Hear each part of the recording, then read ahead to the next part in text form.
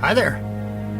Today I'm going to show you how to make a reasonable approximation of this mountains and islands. At the end of the video, I'll show you the stars I'm going to feature in the next video.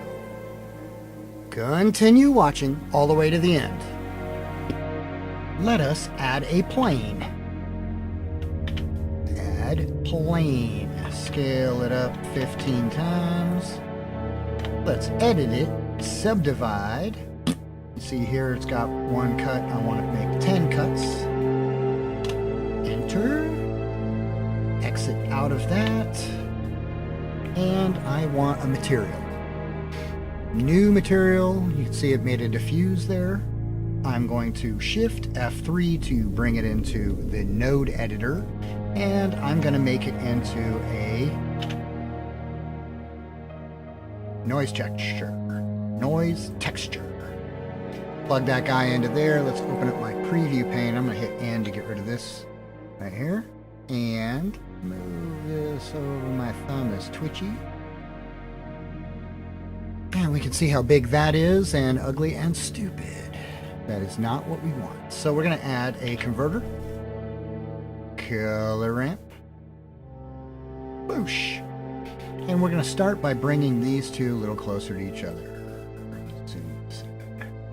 Bring these two closer to each other to kind of isolate where the water and the land is going to be. The water in this case is going to be the black, and I've got way too much white, so I don't like it. So I'm going to bring... Whoops, I went it the wrong way. There we go, not enough. There we go. That's about how much I want there. So I'm going to change this black here now to a blue, because it's going to be water. Okay. Then I'm going to hit the plus button to add a color flag, and I'm going to change that color flag to another white. So I click here. I'm going to hit this eyedropper and just grab this white here, because I want it to have a little bit of foam on the ocean. So if I select this guy right here and hit plus again, now I've got another color flag that's right at white, and I really want it to be sand colored. So that sand needs to be a little bit lighter than that. You kind of can't tell that it's going to be pretty cool, but it is going to be. I'm going to drag the sand closer to the ocean. I'll go back here and add another one, and this one's going to be foliage. Whoa, I hit 2. Didn't mean to do that. This one's going to be foliage, so it's going to be green, and it's too light. Okay, that's all right. I want my green to be a little bit more green than what is on... I don't want as much sand. So I'm going to add another color flag now on this, in between those two. And I'm going to make this a darker green, because I'll make the interior... Whoopsie. I'll make the interior a darker green. This way it kind of makes it a little bit more interesting. There we go. So now I've essentially separated the things the way they're supposed to be. The next thing I want to do is... So this is basically where I want it.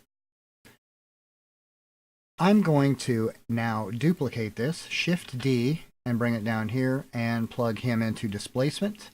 Plug my color into the factor. And now you can see I've got some weird displacement going on, and that's not really what I want. I'm going to start with position 1. I want the blue to be the lowest place, so I'm going to make the blue into black. And I want the white to be the highest place, so white stays white. Let me just verify that's the highest white. It is.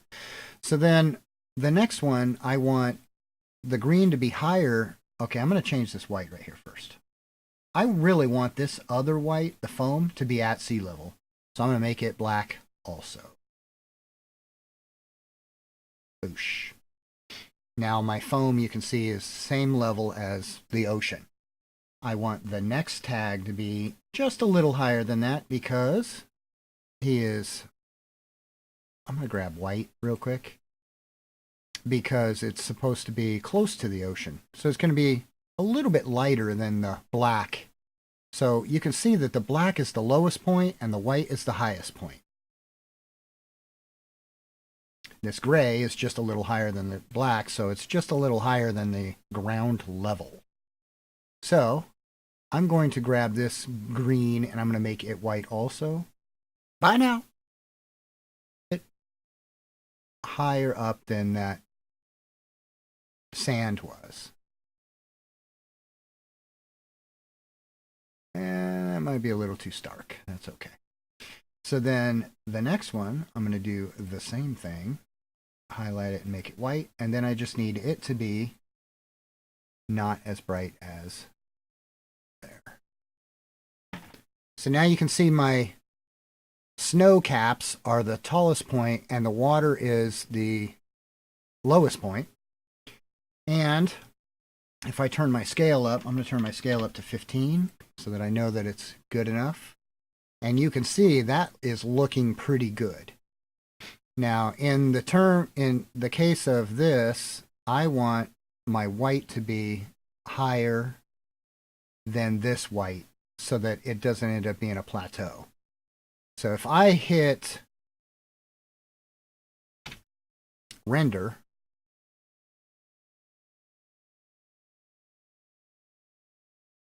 you can't really see the displacement very well. Let me drop my render back real quick to 10. Okay.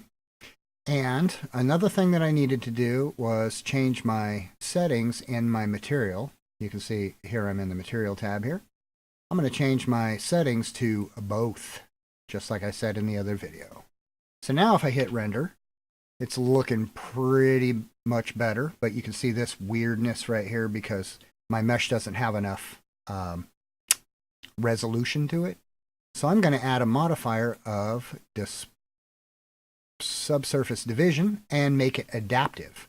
On mine, I made my dicing scale 4 pixels. So now if I hit render, it takes a little bit longer because it's kind of remeshing the mesh.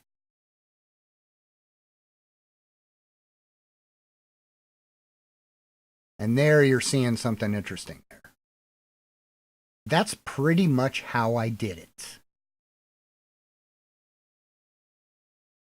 You can tweak this stuff so that you like it a little bit better. The heights and that kind of thing to make them look a little bit better. And then if you wanted more detail, of course, you increase the scale. So now I've got a bunch of islands. So I hit F12 again. And I get a bunch of islands.